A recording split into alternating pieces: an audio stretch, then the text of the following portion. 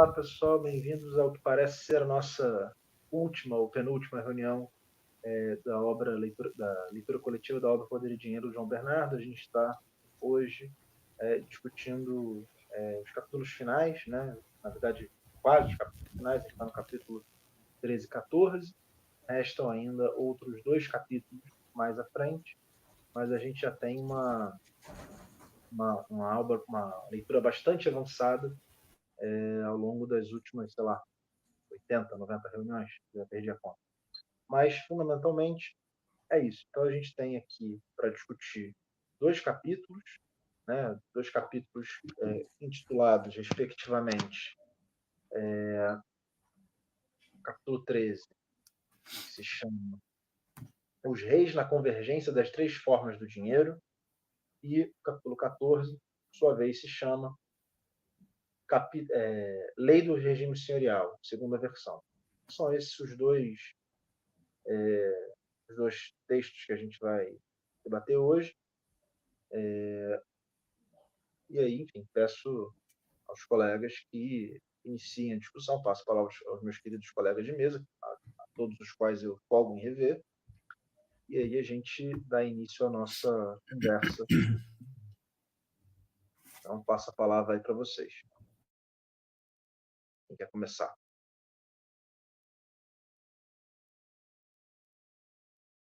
Bom, tradicional silêncio do comecinho, né? Então, para dar o pontapé, não sei se vocês concordam, mas o capítulo 13, as primeiras 19 páginas, quase 20 páginas iniciais do capítulo, são em larga medida, pelo menos na minha percepção, uma retomada sistemática de elementos que ele já vinha apresentando, né? Caracterizando, sobretudo, as tensões sobre o numerário como tensões no seio da aristocracia, que convergiam e reverberavam de maneira mais intensa com o poder régio. Então, são basicamente páginas que ele retoma argumentos que já fez antes, e aí nessas páginas eu não fiz nenhuma marcação específica, né? Ao contrário do final do capítulo, que eu basicamente marquei todas as últimas 4 ou 5 páginas que me pareceram bastante fundamentais. Mas o ponto aqui para mim é que todo o ponto central dessas primeiras 20 páginas é de que todo o controle régio, não só do rei, mas das cidades e dos príncipes, enfim, por controlar as novas formas de emissão de moeda, eram baseados em lógicas impessoais e, portanto, também pautadas numa lógica radicalmente diferente, portanto, impessoal, e o que ele vai chamar de burocráticas. Então, um elemento interessante para mim aqui é que ele começa a flertar com teses clássicas, e no final desse período a gente vai ter o desenvolvimento da burocracia, uma burocracia geralmente relacionada à necessidade de atividade guerreira, de cobrança de impostos, etc. Mas é muito interessante como ele faz isso de uma maneira bastante diferente do que é usual na historiografia. Então, seriam, para mim, essas 20 primeiras páginas, fundamentalmente esses elementos. Não sei se alguém tem uma leitura diferente, ou alguém destacou algum ponto nessas primeiras páginas, mas, enfim, dou esse pontapé aí, e aí a gente começa mais diretamente.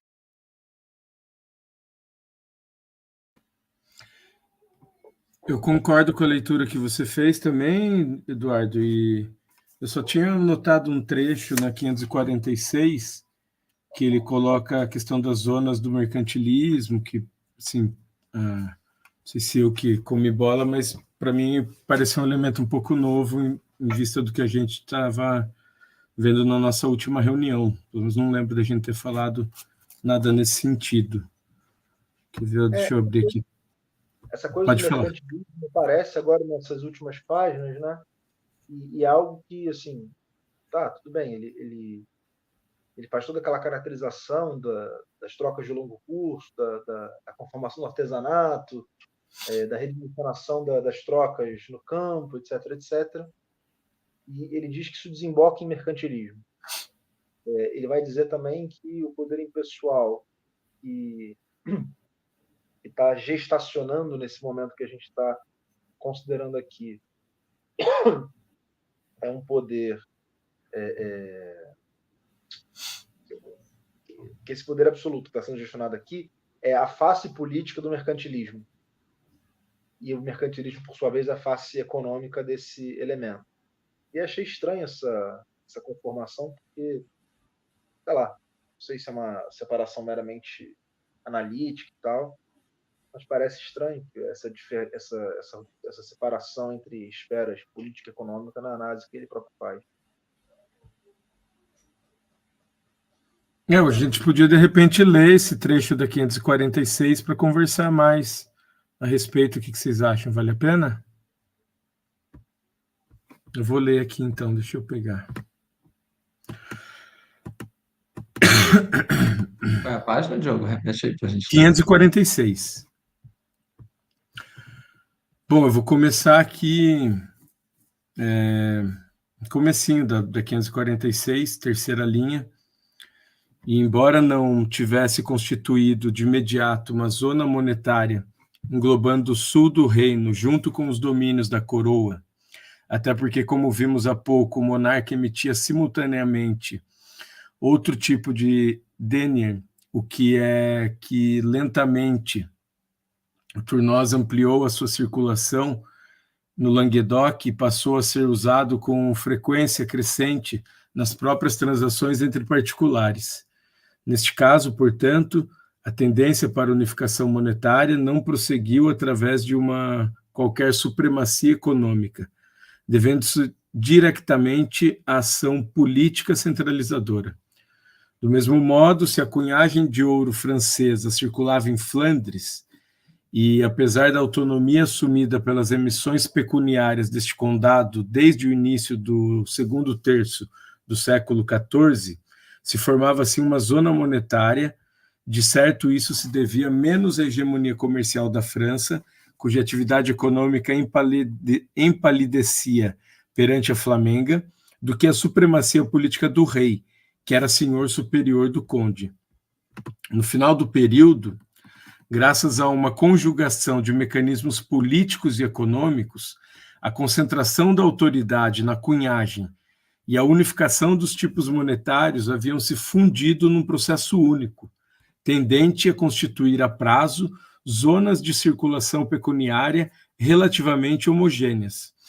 Mas como essas zonas se formaram a partir de diferentes centros, mais importantes uns do que outros, e todos mais ou menos rivais, o perfil de cada uma não obedecia a um desenho regular e estável.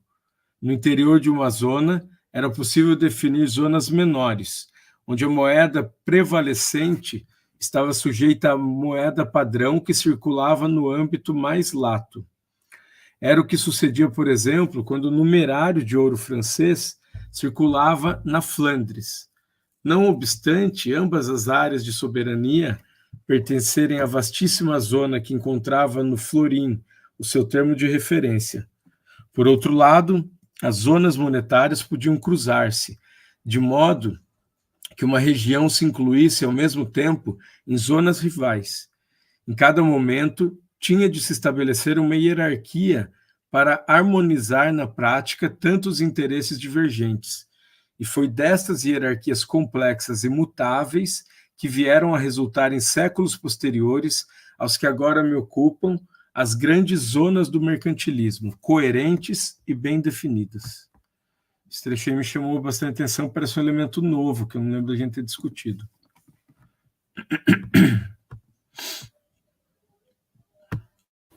Eu acho que é um dos momentos em que, como o Eduardo antecipou, né, ele começa a fazer, ou melhor, ele intensificam-se, né, as projeções, né, que ele fez até aqui de forma mais comedida, uma vez ou outra. Acho que isso vai progredindo, obviamente, na medida em que progride o período que ele está abordando também, né? Quanto mais ele avança para o termo desse período, tanto maior agora o número de projeções que ele faz, né? Eu acho que sempre em torno daquela proposição de que, a despeito da sensação, né, da percepção de modernidade e de uma certa intimidade com os elementos que aparecem, começam em algum nível a articular essa sociedade, ele destaca o fato de que esse sentimento, até certo ponto, é um falso sentimento, né? Na medida em que, para que a dinâmica capitalista viesse a se impor, haveria ainda muito processo histórico pela frente, né? Então, são elementos que despontam e que, obviamente, serão fundamentais para a dinamização do capitalismo, mas que ainda operam valorizando uma dinâmica a outra, né? E aí, nesse momento, ele parece buscando um mecanismo, né, que projeta o que viria a ser uma certa identidade, né, entre áreas de soberania e circulação monetária, né? Uma certa tendência da moeda régia se impor em algum nível, aparentemente subordinar, né, essas cunhagens alternativas, né?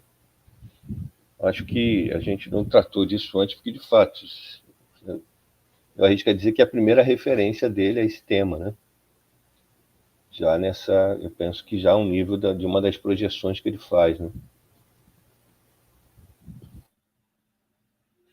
Eu também não lembro de nenhum parágrafo dedicado a esse tema. Eu também acho que começa a projetar aí nesse parágrafo. E sem pelo menos não percebi uma definição clara, e não lembro de ter lá no glossário do começo do volume uma definição explícita do que ele está chamando aí de mercantilismo. Se ao contrário, ele passou longas e longas páginas polindo o que ele vai chamar de Estado absolutista, ele não o faz com mercantilismo, portanto fica um pouco assim. Eu não sei muito do que ele está se referindo aqui quando ele usa esses termos. Tudo indica, pela leitura desse capítulo, do próximo, e do capítulo 15, que é quando ele vai começar a tratar da crise do século XIV, de que, para ele, o mercantilismo seria essa extensão máxima, o desenvolvimento máximo desse regime senhorial, nessa segunda fase. Porque eu agora não me recordo se é nesse capítulo ou no próximo, mas ele dá a entender que o capitalismo só vai surgir lá no século XVIII. Né? Depois É isso, 17 com a Revolução Inglesa, 18 com a Revolução Francesa. São as revoluções burguesas que marcam a ascensão do capitalismo. Mas esse mercantilismo, então, seria, pelo que eu entendi da leitura desse capítulo aqui, essa fase de desenvolvimento máximo desse regime senhorial. E aí, só para voltar nessa questão aqui que o Diogo estava colocando, eu acho que nesse trecho aqui ele está tentando pensar o processo que o rei teve que fazer de centralizar a cunhagem de moeda, mas o que ele chamou também de um processo de uniformização. Então, foram duas frentes de ação régia que só foram possíveis, na perspectiva dele, pela terceira forma do dinheiro ter surgido. Né? Então, se não existisse essa administração dessa forma de dinheiro, então acho que esse processo teria sido muito mais difícil para se realizar, pelo menos ele dá a entender isso.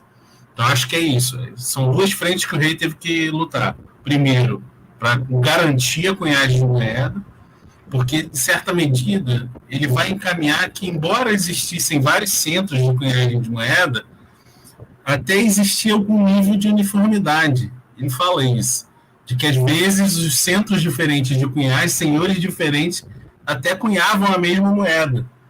Só que não tinha um centro que uniformizava isso. E eu acho que esse é o salto que ele está tentando destacar aqui. Essa capacidade que o rei foi ganhando ao longo do século XIV, principalmente, ele volta até o século XIII, né? Mas no final do século XIII e século XIV que ele vai garantindo essa capacidade de uniformizar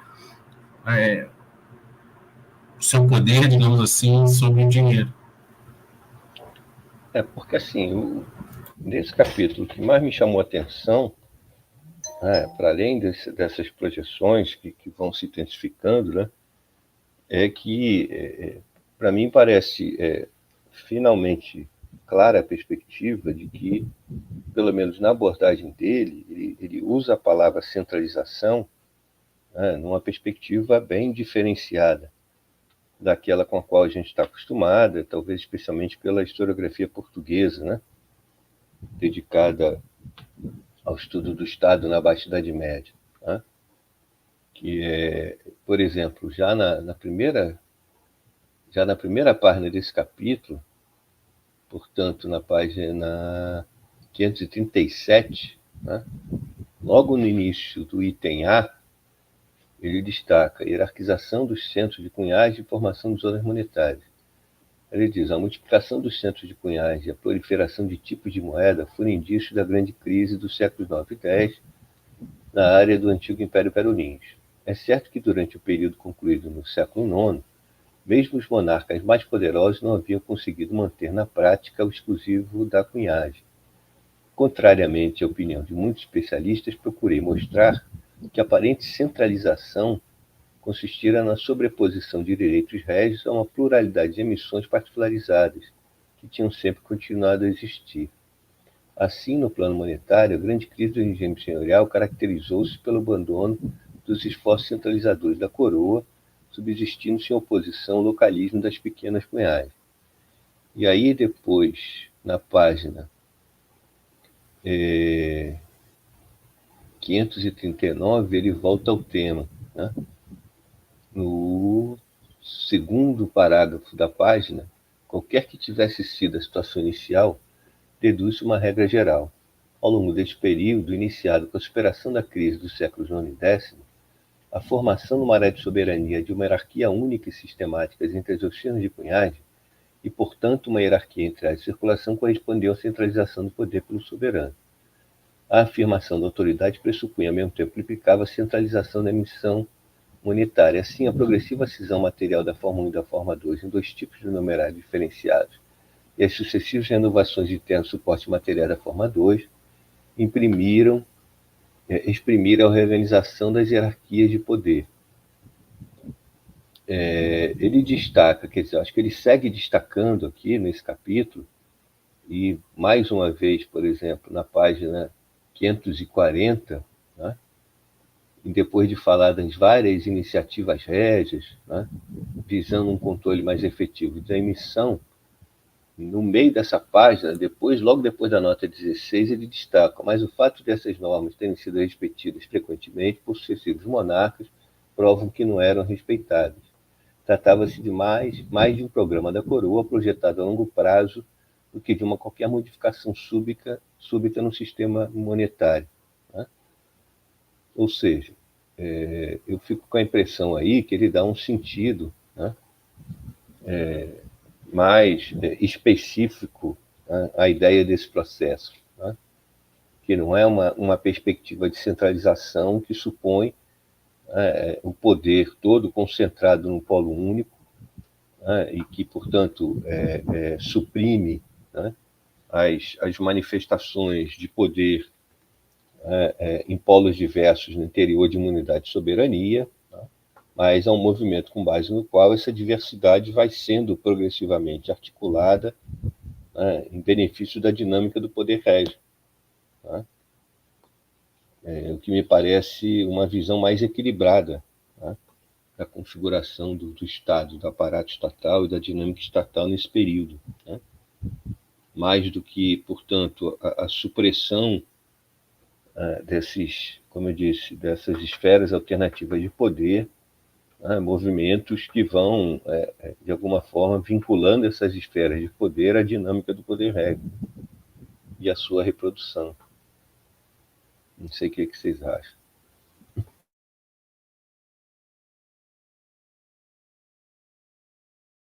Sim, é um sentido completamente diferente de centralização e bem mais interessante. E a coisa ali, para mim, fundamental, é a perspectiva de que ele mantém o termo centralização, mas o esforço fundamental é de uma articulação de classe em larga escala. Então, acho que esse é o ponto-chave para a gente pensar, né? ele chama... Desculpa, Eduardo, achei que você tinha fechado. Pode É completar porque... lá. Não, é porque eles chamam, em determinado momento, isso de uma reorganização da pirâmide feudal. Então, é como se... É bem nesse sentido, mano. Eu também li dessa forma. Essa centralização é uma espécie de reorganização. E aí é interessante porque no apartado C é quando ele vai dizer que tem um caráter contraditório, na medida que diversas partes que eram privadas de representação na corte é o momento em que em tese, a aristocracia senhorial é mais forte, ou o poder régia é o mais forte, digamos assim, a partir dessa rearticulação. E aí o imposto acaba tendo um papel fundamental aqui. Só que eu não sei como vocês leram isso, mas essa referência à implementação do imposto regular é algo muito comum nessa historiografia que trata o processo de afirmação do Estado. Mas, de certa forma, a leitura que ele está fazendo aqui é um pouquinho... é bastante distinta do que eu estou acostumado. Porque ele está lendo essa transformação, né, desse imposto central e da constituição dessas assembleias como um elemento fundamental que permite o rei dar um salto. E não como ponto de chegada, como geralmente os autores veem. Não sei como é que vocês leram isso também, mas chega um pouquinho mais à frente, ele vai falar lá na 562, né, e aí cito aqui o João Bernardo, no último parágrafo, e diz assim: graças ao imposto central e às assembleias representativas, o soberano pôde começar a tratar os súditos enquanto coletividade de elementos indiferenciados, todos sujeitos à coroa, por meio das relações pessoais vinculadas pelo dinheiro. E aí eu lembrei que lá no volume 1, um elemento-chave de afirmação do rei, para ele, era o campesinato independente. E aqui o elemento-chave de afirmação do poder régio no final do regime senhorial é justamente igualar todo mundo, como súdito agora. E aqui tem uma dinâmica que eu, sei lá, fiquei pensando dessa dialética da liberdade e não liberdade nessa sociedade como elemento-chave de afirmação do poder régio. Mas, enfim, foi algo que eu fiquei pensando a partir dessa compreensão, desse caminhamento que ele está dando aqui. Não sei como é que vocês leram isso aqui.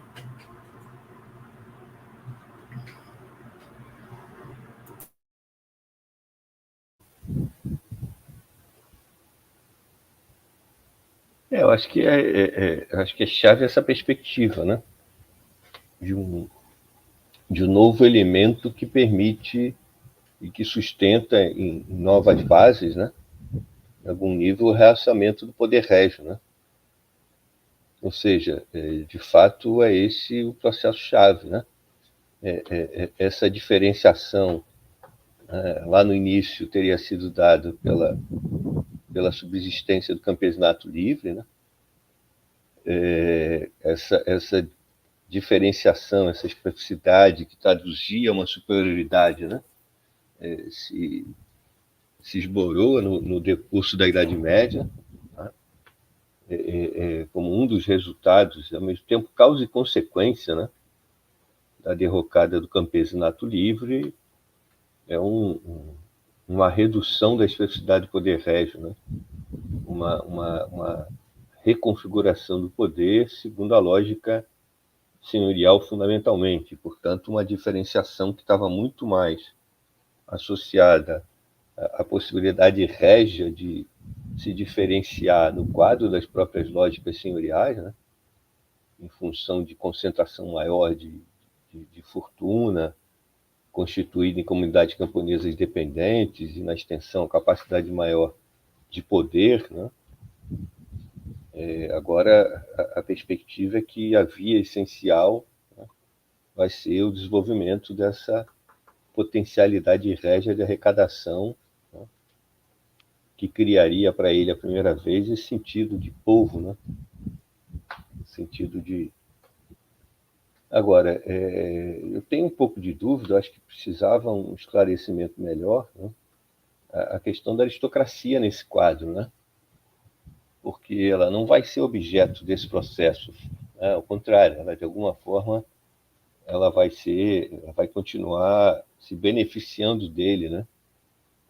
A gente fica com a impressão que a dinâmica parece ser fundamentalmente aquela dinâmica que faz esse sistema pré-capitalista oscilar entre o que a gente diferencia como feudalismo e forma tributária, né? Parece que esse é o pêndulo essencial que opera aí no pré-capitalismo, né? Fratura, unificação, parece ser o pêndulo tendencial da história no pré-capitalismo, né? E um pêndulo que, assim, a impressão que dá, e aí a dúvida que a gente teve lá na leitura do volume 1, da caracterização que ele faz do que é o Império Romano, né? Porque a impressão que dá é que a coisa fez um círculo completo, quando ele pega ali a coisa da retomada do direito romano como elemento-chave dessa nova aristocracia, desse novo Estado moderno, o Estado absolutista. Então, a impressão que dá é que é o círculo completo que se deu. Mas é um círculo completo diferente, porque não tinha, pelo menos a gente infere, que não havia esse papel do dinheiro no seio do Império Romano. Enfim. Sim. Parece que o dinheiro é aí se ele foi anteriormente, a gente não tem indícios, né, referências disso. Então parece que ele é um elemento aí. Agora, como o dinheiro é bastante antigo, né, a questão é que a gente não sabe se ele terá cumprido em outras dinâmicas pré-capitalistas um papel diferenciador, né? Fica uma grande, aí pelo menos para mim, uma grande interrogação, porque o dinheiro parece assumir aqui uma novidade, não no sentido do dinheiro em si, mas da função que ele parece cumprir nesse quadro, né? Agora, ele é, como ele mesmo destacou, um elemento muito antigo, né? E aí, eu não sei se ele consideraria, porque, veja, gente, é aquilo que eu disse para vocês, né? Nas conversas pessoais que eu tive com ele e tal, ainda que ele tenha escrito aquele capítulo sobre modo de produção pré-capitalista, né, aquele artigo e tudo mais, eu não acho que ele tenha resolvido na cabeça dele esses sistemas prévios quando ele foi abordar e abordou do jeito que abordou o regime senhorial, né? Então eu tenho a impressão que ele não lidou com todas as consequências potenciais, né, da análise do regime. Ele analisa o regime em si. Agora, as consequências que poderia ter para as formas que lhe foram prévias, né, e para a forma que lhe com as formas que lhe foram posteriores, né, eu não creio que ele tenha controle sobre todos esses elementos, né? Acho bastante razoável, até que não tenha, né? Tanto que ele faz algumas projeções para frente agora, né? E eu acho que, pensando a partir dos elementos que ele... Porque é isso, a análise que ele faz desse regime, né, o coloca até pela perspectiva básica que ele tem de história, né? Que o que a gente requisita como... o que ele requisitou como regime senhorial, quando você circunscreve... vocês estão careca de saber disso, é chovendo molhado, mas é aquela história que a gente conversa com os alunos, né?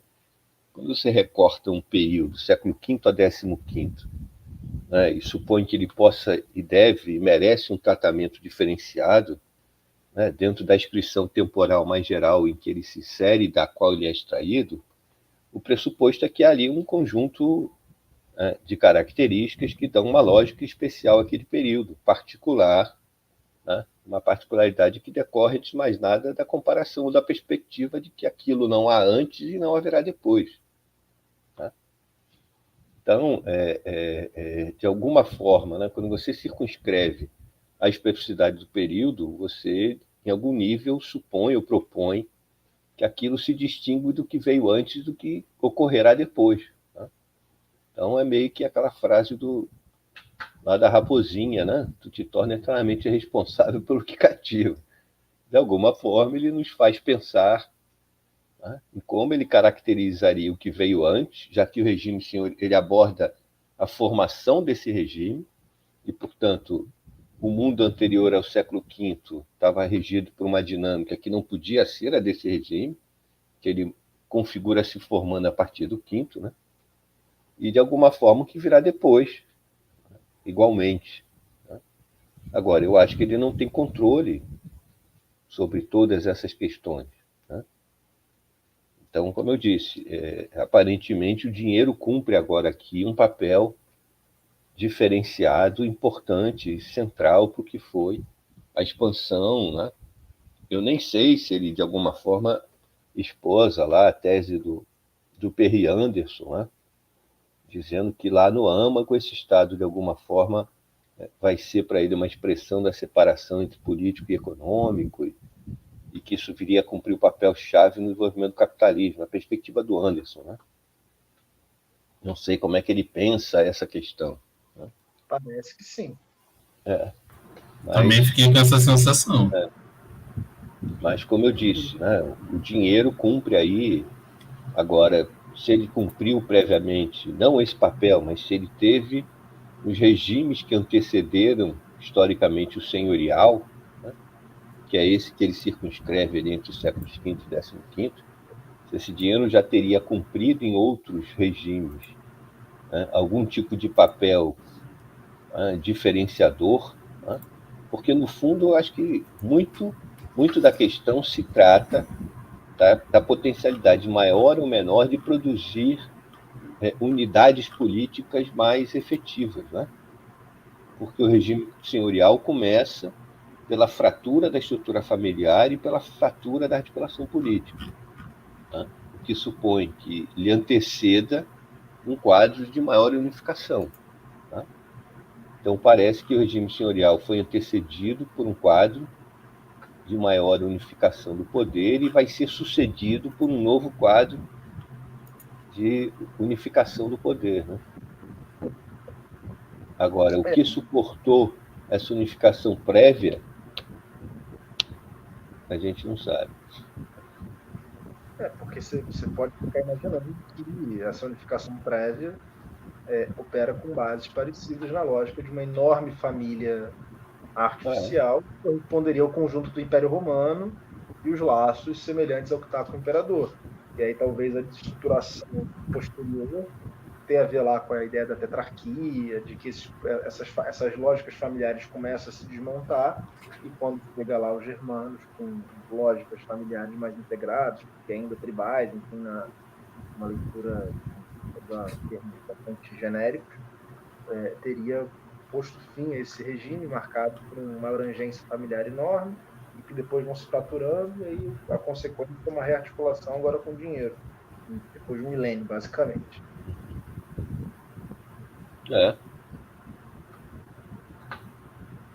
Mas a impressão que dá é essa, de que ele começa a operar na lógica de uma separação entre econômico e político. Porque ele fala, não sei se ele fala face, esfera, mas ele usa um termo assim, dizendo que o mercantilismo é uma face desse regime que se forma do 15 em diante, e o absolutismo é outra. Uhum. E aí, nesse sentido, né, também não fica claro, pelo menos para mim não fica claro, então qual é o elemento que opera a transição para o capitalismo. Porque, por exemplo, ele vai falar lá na 566 e na 567. Né? Ele diz assim, é um trecho longo, vou pedir licença a vocês para a leitura desse trecho longo. O absolutismo aplicado globalmente em toda a área de soberania tinha um caráter inteiramente impessoal, porque era vinculado pelo dinheiro no pagamento do imposto, e apresentava uma forma abstrata, já que concebia o exercício da justiça nos quadros do direito romano. Né? E as questões que a gente vem discutindo. Foi neste processo de desenvolvimento de um poder impessoal abstrato que o Bannon se converteu em Estado. Então, acho que é um elemento chave. O Bannon se converteu em Estado. E só a partir de então que se pode verdadeiramente falar de povo e que começaram a esforçar-se as identidades nacionais. Não é raro depararmos-nos ainda hoje com autores que, na continuação da historiografia romântica do século XIX, consideram o povo como um aliado natural do rei. Mas que povo era este, quando o campesinato independente tinha desaparecido desde há muito e os membros reconhecidos do terceiro estado limitavam a fração urbana da aristocracia? Não era o povo que se oferecia como aliado natural do rei, mas a monarquia que, para afirmar um poder cada vez mais absoluto, tinha de converter em povo toda a população dos seus territórios. O povo não foi a condição política do absolutismo, pelo contrário, foi o absolutismo, ao apresentar-se como Estado, que gerou o povo. Na sua relação direta com a coroa, os súditos transformaram-se em povo, e a enormíssima domesticidade artificial do monarca percorrida e animada pelos circuitos pecuniários. A nação é um Estado vitalizado por um povo. Tornou-se... Peraí. Não, você se enrolou, Dudu. Na sua relação... É porque eu estou indo pelo fichamento, o fichamento está mal feito. Sim. Na sua relação direta com a coroa, os súditos transformaram-se em povo, e a enormíssima domesticidade artificial do monarca, percorrida e animada pelos circuitos pecuniários, tornou-se uma nação. A nação é um Estado vitalizado por um povo. E aí segue, né? A Revolução Inglesa de 17, a Revolução Francesa, 150 anos depois, por um derradeiro ato político daquele povo. Ao deceparem as majestades à cabeça, os insurretos cometeram um gesto de radicalismo sem par, pois liquidaram assim a chefia da família ampla que englobava todo o reino, cortando em sentido plenamente físico este último elo com o velho poder pessoal remanescente na pessoa do rei. O caráter impessoal do Estado pôde desenvolver-se sem limites. Mas ao cometerem um regicídio, os súditos sublevados destruíram a própria razão de serem como povo, eliminando a figura sem a qual nada mais unia numa classe única elementos econômicos socialmente tão diversos. Por isso, aquelas revoluções, ao mesmo tempo que puseram fim à última das formas assumidas pelo regime senhorial, desagregaram também o povo. Libertas desse espartilho incômodo e abandonando os obsoletos termos de referência da domesticidade soberana, as contradições entre os súditos, em especial entre os elementos da plebe, revelaram-se bruscamente como antagonismos irreconciliáveis, deste modo inauguraram uma nova estrutura social e deram vida ao modo de produção capitalista. Então, o ponto é, para mim, nesse longo trecho, né, se forma um novo tipo de Estado através da lógica do Bannon e da impessoalidade. Esse novo tipo de Estado cria um povo, uma ideia unitária.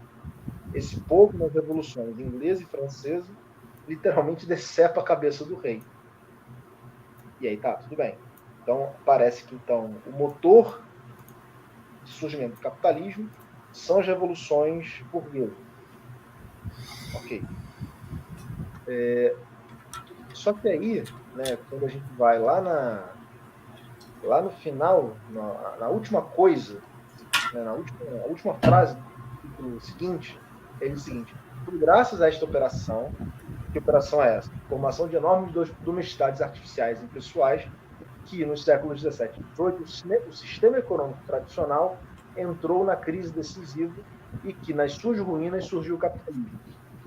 Então, para mim não está claro se o capitalismo deriva de uma reorganização política ou, se, como ele diz nas frases seguintes, o capitalismo surge das ruínas desse regime que entrou em crise.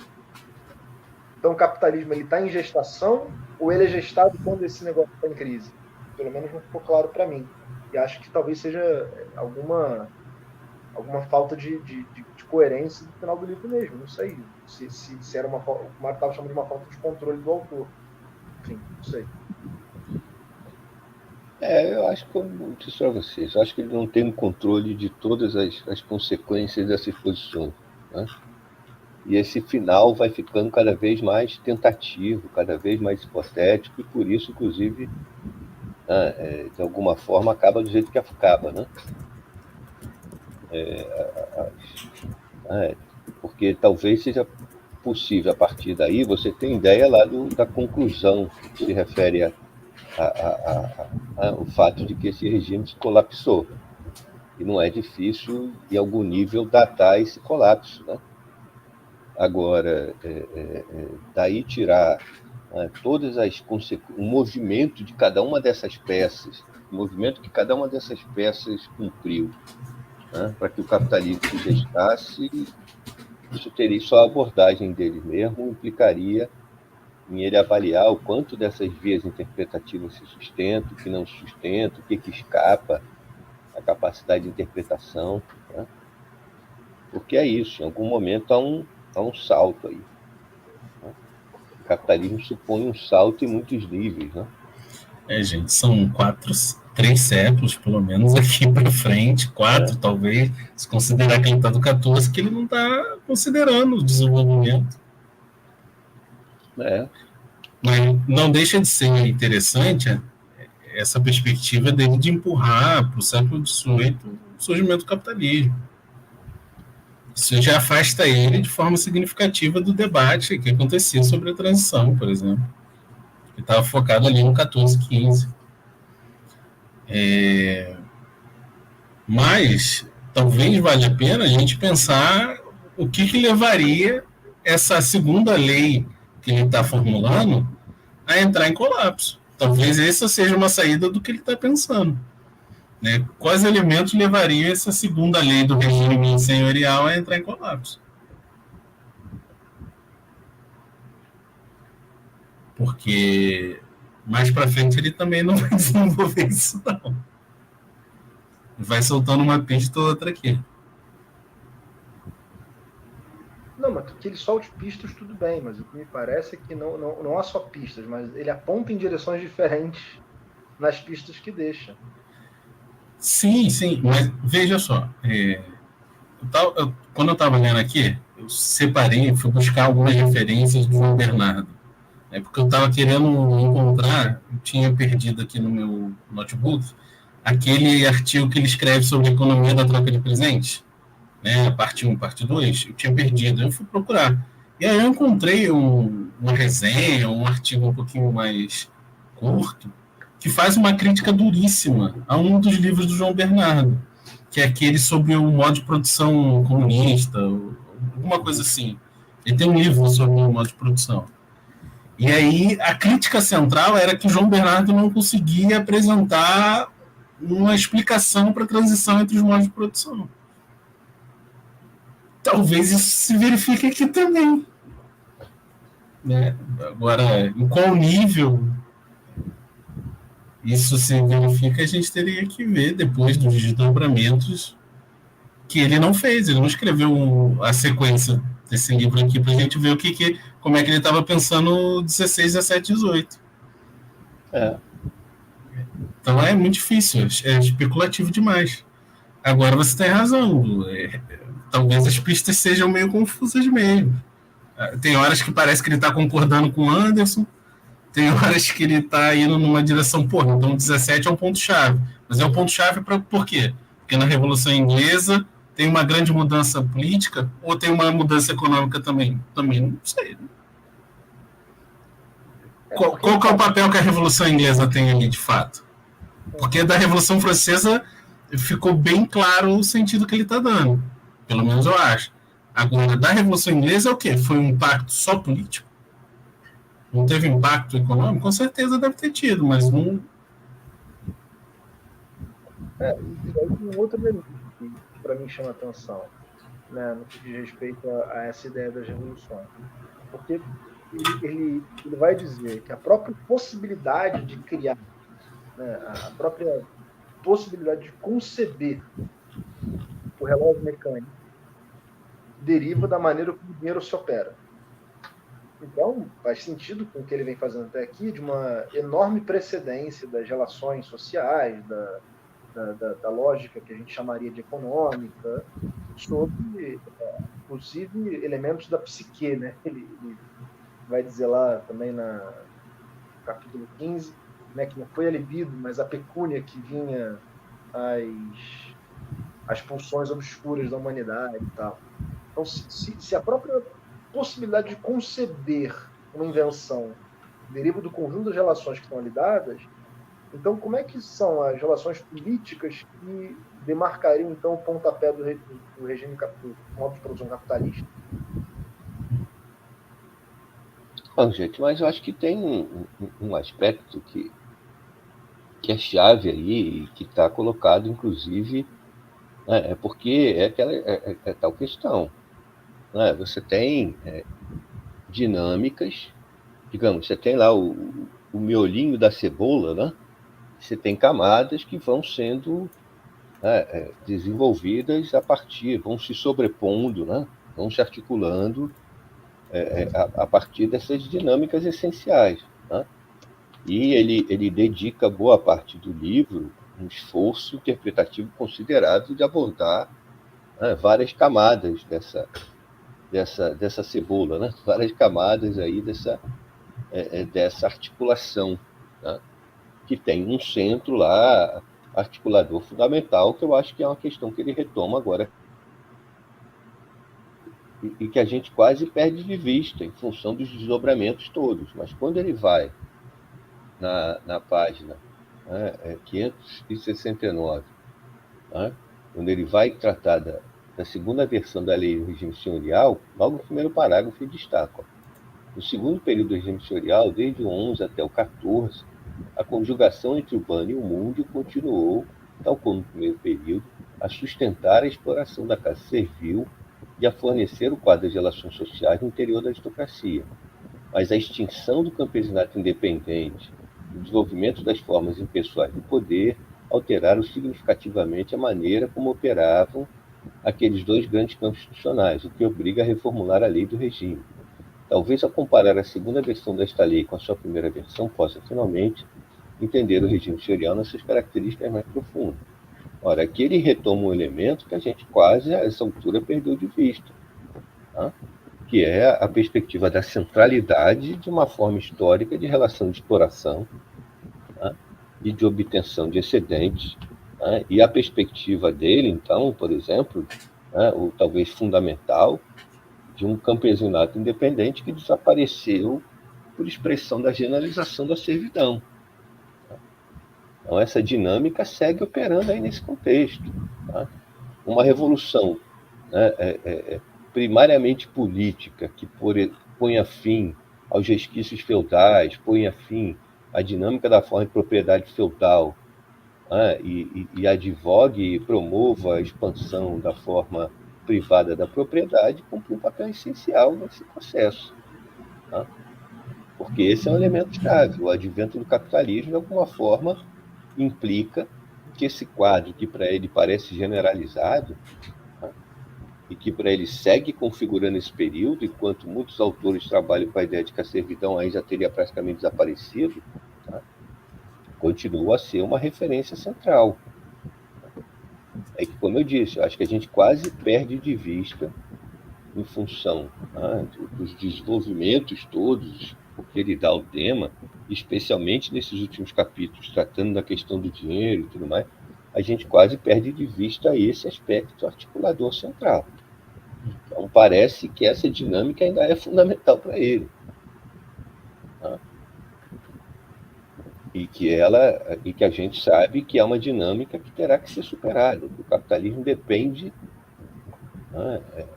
a lógica da forma capitalista, de exploração e de extração de excedente depende da superação desse quadro. O que vocês acharam aí dessa nova versão da lei?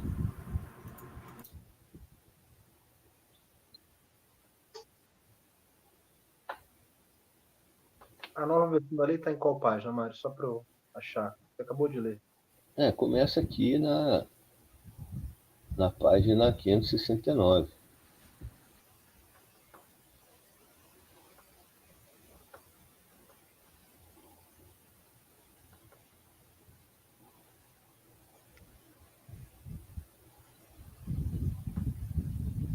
Ele vai dizer que das 4 variantes, das 4 condicionantes principais, só 2 permanecem, né? E aí eu não cheguei a voltar ainda lá no volume 1, mas eu não consegui identificar. Acho que ele retoma aqui, mas eu não consegui identificar quais são os 4 elementos e quais são os 2 que permanecem. Pelo menos eu achei confuso esse trechinho.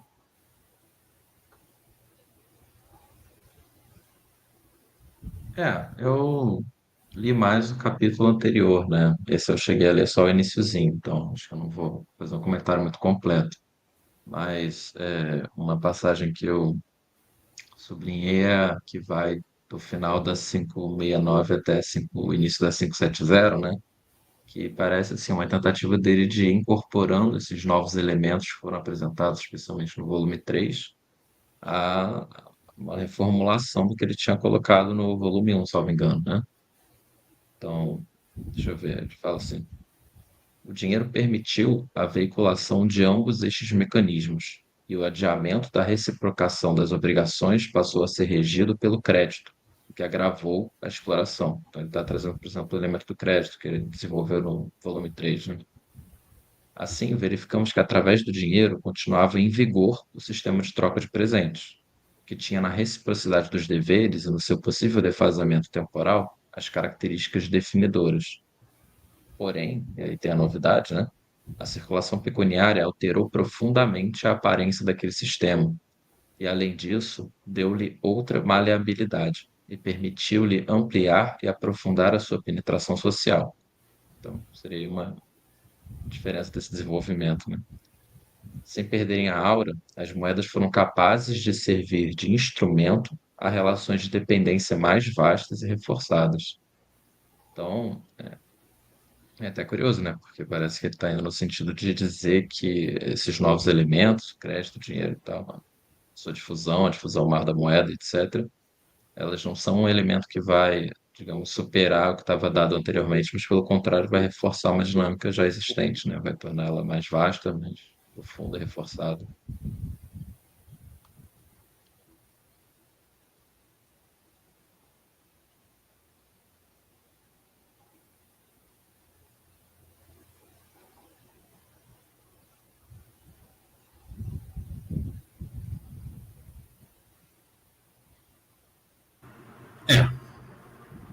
Bom, sobre essa segunda lei do regime senhorial, acho que vale a pena ver como é que ele define essa lei. Para a gente pensar em conjunto essa definição nova que ele oferece. Isso aqui está na página 574, isso, que ele vai definir assim: posso definir a lei, é o primeiro parágrafo, né? Posso definir a lei no período compreendido entre os séculos 11 e 14 como uma troca espaçada no tempo de presente constituído por objetos econômicos de função desigual, sendo diferenciados os agentes de troca e indeterminado materialmente o conteúdo das obrigações. Então, se tornou mais elástico esse segundo. E aí vale a pena aqui o seguinte, seguir aqui, que já não está na definição. Ao compararmos com a definição que eu propus no primeiro período, constatamos que os circuitos do dinheiro substituíram tanto a pessoalização dos agentes econômicos como o caráter concreto dos objetos econômicos. E o crédito permitiu que se operasse o adiamento da reciprocação, em termos que haviam deixado de ser pessoais e particularizados. Mas, se resumir esta formulação da lei de maneira a sublinhar-lhes os traços decisivos, direi, tal como antes, que se tratava de uma troca de funções desiguais. Então, é como se a lógica central se mantivesse, mas o elemento dinheiro fosse, digamos assim, que muda completamente a expansão da, digamos assim, a temporalidade possível dessa troca ser feita e também a própria concretude dos objetos que eram trocados. É possível, por essa perspectiva, trocar objetos que antes seriam muito difíceis de serem trocados se não houvesse essa nova forma de dinheiro. Agora, naquela questão que a gente tinha falado anteriormente, provavelmente haverá uma terceira lei que para o século XV e XVI, do XV ao XVIII, provavelmente ele teria que formular uma nova lei, porque alguns outros elementos surgiram. O Caio falou aqui no chat para a gente comparar com a primeira versão. Não sei se alguém tem aí ela de fácil acesso. Se tiver à mão, né? Mas também, se não tiver, achar Vou agora procurar vai ser aqui. difícil. Enquanto procura aí, eu só diria que eu achei outro elemento estranho assim desse final, né? Porque ele define o segundo período como do 11 ao 14. Do 11 ao 14. E o volume 3 até o 15. Então não sei se os últimos 2 capítulos ele vai tratar do 15, né, que é o momento de estaria se processando essas coisas, e o início de um terceiro período do regime social, da última e derradeira fase do regime señorial, ou se é só algo diferente disso.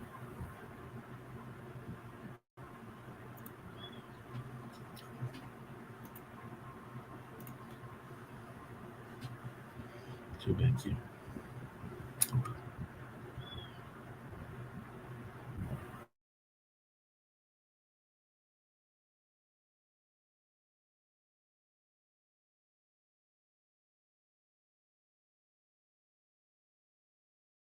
Cheguei na lei, gente. Vocês querem que eu leia? Manda brasa. Por favor, Mário. Estava aqui procurando. Espera aí, deixa eu ver aqui se estou auxiliando.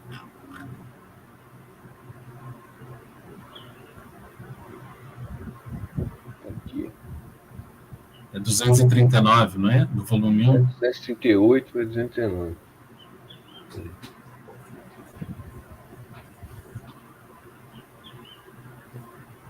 Espera aí, não. Sistema. Onde é que ele define a lei? Na 239. Não, acho que ele já definiu antes, não? Posso ler aqui? Então lê, vai lá. Posso, por isso, definir a lei do regime senhorial como a troca pessoal e particularizada espaçada no tempo de presente, constituído por objetos econômicos concretos de função desigual. É bem diferente. Sintetizando. Como é que é? Troca pessoal e particularizada espaçada no tempo. Isso, com uma troca pessoal e particularizada espaçada no tempo. De presentes constituídos por objetos econômicos concretos de função desigual. Aí ele termina, né, praticamente da mesma forma, sintetizando e acentuando os aspectos decisivos. A lei pode resumir-se como uma troca de funções desiguais. Que ele retoma isso lá na segunda lei.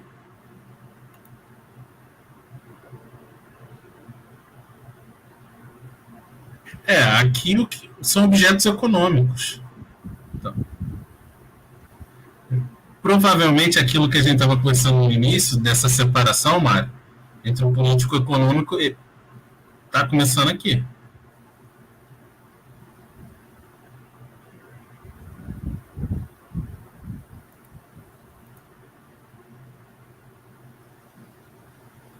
Mas o que ele quer dizer na segunda versão com sendo indiferenciados os agentes da troca? Por causa do poder pessoal, né? É porque na primeira versão a pessoalidade, né, o prestígio da pessoa conferia para ele valor ao objeto que estava sendo trocado.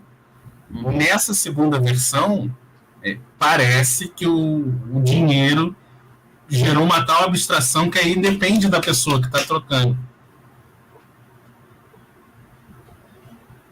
Entendi.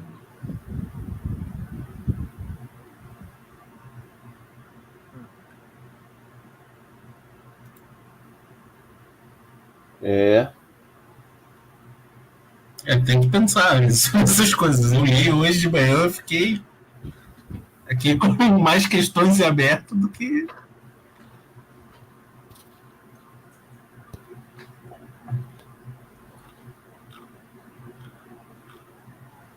enfim. Mas abre, é isso, assim, né? Leva muitas reflexões, muitas. Há muitas leis em el régimen señorial. Eu acho que vale aqui, Mari, o Eduardo, o Hugo, o Caio, ver o que ele fala na 576, porque eu acho que coloca um outro problema aqui. Que ele, acho que no segundo parágrafo, ele diz assim, na 576 do volume 3, a perenidade do sistema de troca de presentes, enquanto lei do regime senhorial, permite conceber, numa perspectiva que prefiro demasiado ousada, demasiado prudente, a existência de um modo de produção multimilenário e vastíssimo na amplitude geográfica, que encontrava nas estruturas familiares o seu principal elemento de organização, e na troca de presentes o mecanismo de seu funcionamento. Como que em colossais movimentos citoplásmicos, este modo de produção citoplasmáticos, tá pequenininho. Esse modo de produção teria, por vezes, em algumas das suas áreas, talvez preferencialmente na periferia, desagregado as unidades familiares e gerado relações de caráter parafamiliar. E o dinheiro serviria, tal como sucedeu naquela área, a que depois se chamou Europa, de veículo a essas relações parafamiliares. Este subproduto seria o regime senhorial. Transformou um relacionamento entre famílias distintas às formas de desigualdade que antes haviam vigorado no âmbito familiar, gerando assim tanto os elos de independência como de subordinação. A perspectiva, de certa forma, do Amin com o feudalismo como sendo uma forma periférica da dinâmica tributária predominante, né? E é curioso, porque o Wiccan parece que agora retomou isso. Retomou essa concepção. Só que ele chama de modo de produção feudal. Todo esse multimilenar seria o modo de produção feudal. Ele não está longe. O João Berdade está sozinho nessa proposição, né? O Wiccan está operando. O Wiccan defende a importância do estudo do feudalismo, num desses últimos artigos dele, com o argumento de que foi a forma geral predominante, prévia ao capitalismo e predominante na história, que é muito mais duradoura que o capitalismo, essa forma feudal, que conheceu sistemas que vigiam em sistemas políticos unificados e na fratura desses sistemas políticos, né? São duas formas de manifestação do modo feudal.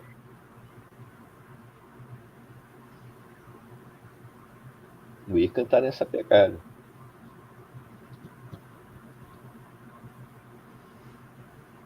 Eu só não sei se a lógica da troca de presentes é entendida de forma igual entre o Wiccan e aqui o João Bernardo. O Wiccan não trabalha com essa proposição, né? Entendeu? Eu lembro que a nossa reunião que a gente falou da troca de presentes foi assim, a gente discutiu muito e entendeu pouco, pelo que eu me lembro. Você lembra dessa reunião que teve aquele trecho que ele fala bastante da troca de presentes? Eu lembro que a gente ficou com muita dúvida, né? Até hoje eu tenho muitas dúvidas assim sobre essa questão da troca de presentes. Eu lembro que a gente leu um artigo também sobre isso, não foi isso? A gente leu um artigo também, né? Isso. 2, né?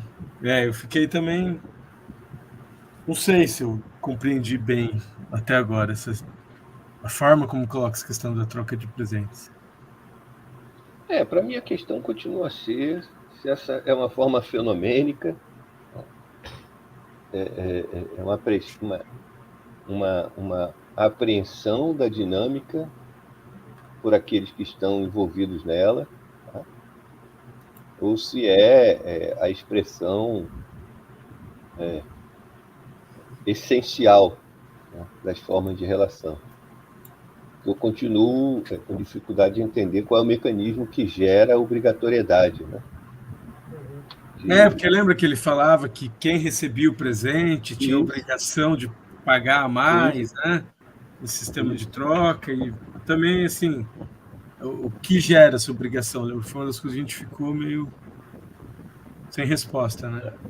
Se eu tivesse mais tempo de vida, eu ia dedicar a isso, a tentar esclarecer melhor essa questão. O que gera essa interação que produz esses constrangimentos, né? E essas exigências, né? O Benzinho disse que esse é o presente que ele quer de 20 anos. Você tem aí pelo menos uns 20 anos para dar esse presente pro Benzinho. A diferença é que agora quem usa fralda é o Benzinho. Se eu sobreviver mais 20 anos, seria eu usar fralda.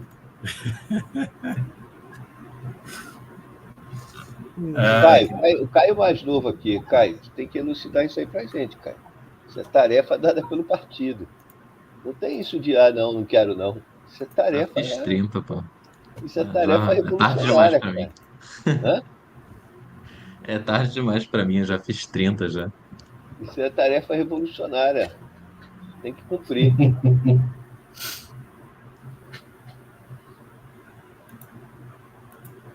Bom, fechamos, gente? Vocês querem colocar mais alguma coisa? Que a gente já vai ter 1h05 de reunião. Então foi, né? Agora só melhor não colocar mais nada, não. Aí o Benzinho confirmando que o interesse dele é que o avô escreva o pré-capital. A obra da maturidade. Eu já estou na velhice. Passei da hora. Mas é isso, é o velho Mário. Há o jovem Marx e o velho Marx, e há o velho Mário. A única coisa que o velho Mário coincide com o velho Marx é a letra M. A letra M, a letra A e a letra R, né? Aí, ó. É bastante coisa. Aí, mais ó. Nada. Não tem mais nada. Mais do que muita gente, sem dúvida, né? Exato. Sim. Bom, então, pessoal, a gente encerra essa reunião e na próxima a gente discute os capítulos finais. Tá? Então. Só resta um, né? Oi? São dois. Dois? Capítulo 15, Sinais de Crise, e o capítulo 16, da Nova Jerusalém, a Nova Realidade. Ele não deixou de tratar dos aspectos ideológicos, né? Ele dedicou um capítulozinho ao tema em todos os livros, né? Sim.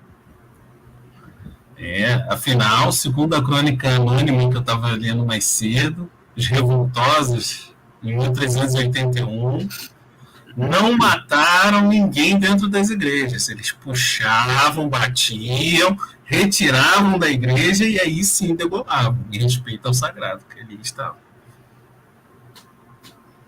É razoável, é justo. É justo que assim seja. Ainda que fosse o arcebispo. O degolado. Deve Mas ser legal. enquanto Adão caçava e Eva fiava, onde estava o arcebispo? Exatamente. Bem que aos arcebispos eu daria tratamento diferenciado. Furaria a barriga com a espada. Deve ser legal ver. Gratuito. Vai cair um vídeo.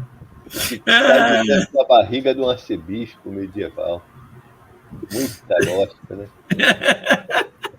Bom que são só os arcebispos medievais que você fazia isso. Sim. Claro. Dora e Tempesta, não.